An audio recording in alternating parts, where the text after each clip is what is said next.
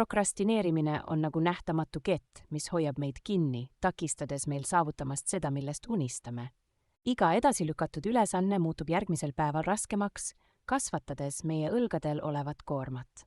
Aeg, meie kõige väärtuslikum ressurss, libiseb läbi sõrmede, ilma et me märkaksime selle väärtust, kuni on liiga hilja.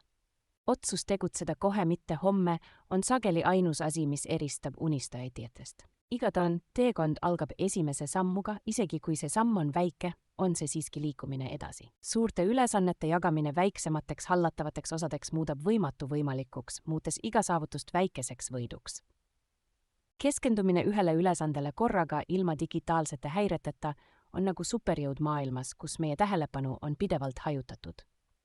Korrastatud keskkond loob korrastatud mõtlemise, luues ruumi loovusele ja produktiivsusele. Iga kord, kui ületad prokrastineerimise ja teed ära midagi, mida oled edasi lükanud, muutud tugevamaks ja enesekindlamaks.